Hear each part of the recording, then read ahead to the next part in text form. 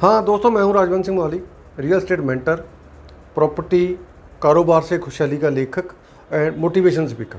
सो दोस्तों, आज का जो मेरा टॉपिक है वो मैंने लोगों के जो दोस्त मेरे को फ़ोन करते हैं उनकी माइंडसेट या उनकी साइकोलॉजी को लेके मेरा मन करा कि आपके साथ बात शेयर करूं। लोगों का ज़्यादातर माइंडसेट ये हो चुका है कि हमने बड़े शहर में ही इन्वेस्टमेंट करनी है। बड़े शहर में भी इन्वेस्टमेंट किस चीज़ में?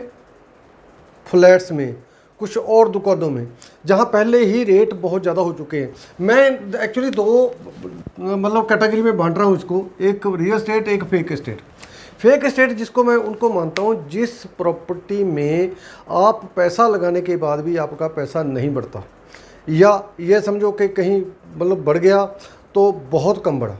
और ये फेक एस्टेट क्या है? एक्चुअली ये वो है जो हम एसेट नहीं खरीदते, लाइबिलिटी खरीदते हैं। लाइबिलिटी का मतलब रियल एस्टेट में भी लाइबिलिटी, यस, रियल एस्टेट में लाइबिलिटी ये है कि हम कभी फ्लैट्स में जाते हैं और फ्लैट्स को हम किराए पे देने के हिसाब से ले लेते हैं।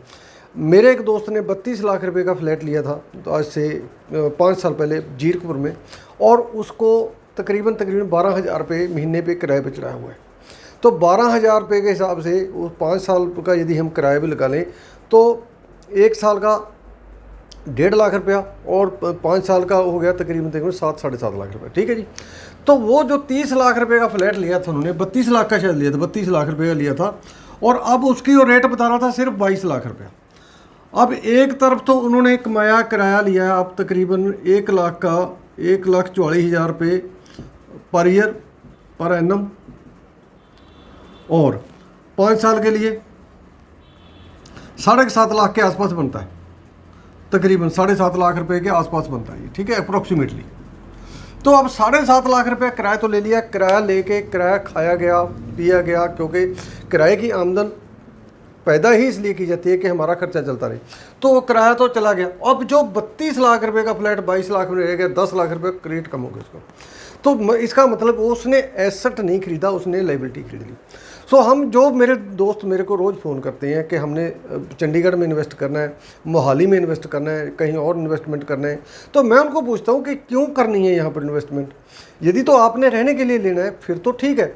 यदि आप चाहते हो कि आपकी इन्वेस्टमेंट जो है बढ़ के पैसे मिले, आपको ज़्यादा पैसा मिले, आप एसेट खरीदो ना। एसेट का मतलब है जो आपकी जेब में पैसा डालता है। और लाइबिलिटी, आप लाइबिलिटी खरीदने की बात कर रहे हो।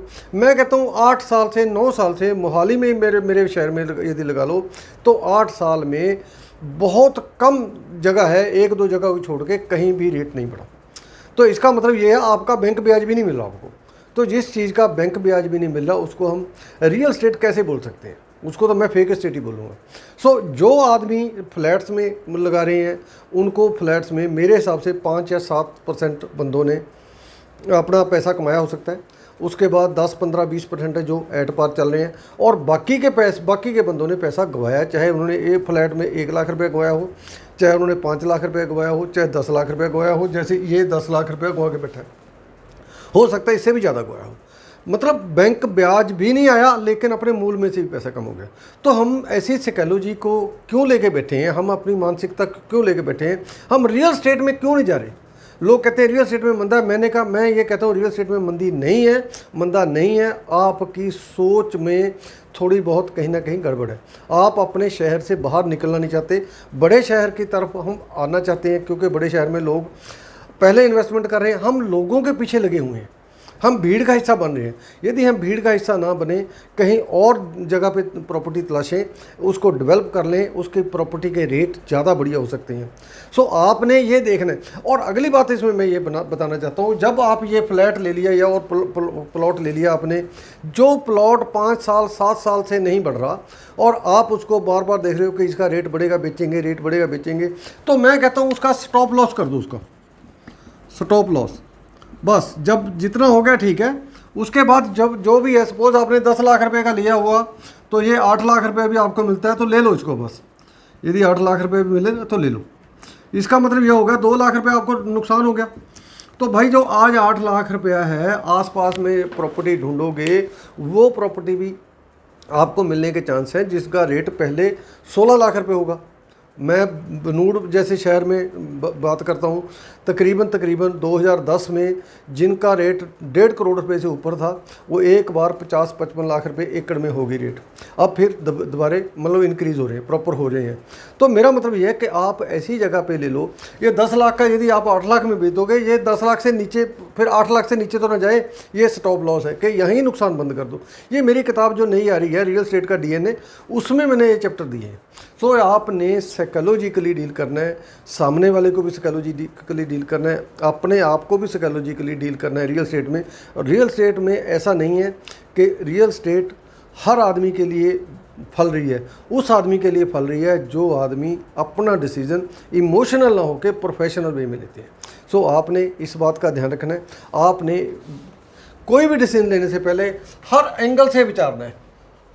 तो मैं ये कहता हूँ जब आप फ्लैट लेने चाहते हो तो फ्लैट लेने के लिए आप 10 बार सोचो। चाहे बिल्डर आपको ये कहे हम 1% के साथ में आपको ब्याज दे देंगे, 2% ब्याज दे देंगे, जो भी ब्याज दे, लेकिन आपने सोचना ज़रूर है। ब्याज के पीछे लग के उसको पैसे सारे नहीं दे देने, आपने 100% सोचना है। जैसे मैंने पीछे गगन भारद्वाज की बात करी थी कि 16 फ्लैट ले लिए, 1.5 करोड़ रुपये देंगे और वो कहीं गड़बड़ हो गई, डिफ़ॉल्टर हो गया, तो वो आदमी अंदर हो गया, बिल्डर ने जो उसको चेक दिए थे चेक बाउंस हो गए और अभी गुरुद्वारे में रह रहा वो। तो मतलब उसके पास रहने के लिए, खाने के लिए भी पैसा नहीं। ऐसी इन्वेस्टमेंट भी नहीं करनी कि जो आपको जमीन बिल्कुल रोड पे ला दे। सो आपने इन बातों का ध्यान रखना है। आपने साइकोलॉजी जब सामने वाले को डील करते हो तो उसके साथ साइकोलॉजिकली ज़रूर डील करना, क्योंकि साइकोलॉजिकली डील करने में आपका नुकसान होने से बच सकता है। जैसे मैंने पहले बताया था कि मैं जब किसी बंदे से लेता हूँ, प्रॉपर्टी लेता हूँ, तो मैं उसको साइकोलॉजिकली सेट करके लेता हूँ। क्या मतलब, यदि मैं कोई प्लॉट लिया है, कोई मकान लिया है, कोई तोड़ के बनाना है, कुछ है, उस बंदे को मैं बता देना सबसे पहले, ताकि मैं साई पेटे में ही उसका कब्जा ले लूँ और कब्जा लेके उसके ऊपर अपनी डेवलपमेंट करके उसको तैयार कर लूँ, तैयार करने के बाद उसको बेच सकूँ, ताकि मेरे को 2 पैसे बचें। यदि मैं झूठ बोलता रहूँ कि ये तो मैं अपने मामा जी को लेके देना, मैं फूफा जी को लेके देना, तो उसमें मज़ा नहीं आता। आप उसको जब प्रैक्टिकली सही बात बता दोगे तो इसके साथ साइकोलॉजिकली डील हो जाएगी। तो इससे बिना, मैंने पहले भी आपको बताया था कि मैंने डेरा बसी में कोई ज़मीन ली थी और 10,000 रुपया साई देने के बाद वो आदमी कहता है जी आपने कागज पत्र देख ले। मैंने कहा नहीं, मैंने आपको देखा है, आपको देखा है, यदि इसमें कोई डील में कागजों में कोई गड़बड़ होगी तो आप मेरे पैसे वापस कर देना। कहता जी मैं कर दूँगा। तो ये इस तरीके से, और उसके बाद उसका रेट का मतलब ज़्यादा ऑफर भी मिला उसको, लेकिन वो बंदा मुकर नहीं सका, क्योंकि हमने उसको पहले ही उससे मुंह से ये कहलवा लिया था कि कल को रेट बढ़ गया ज़मीन का तो क्या करोगे आप। वो कहता जी मैं आपको दूंगा, मेरी आपके से ज़बान हो गई।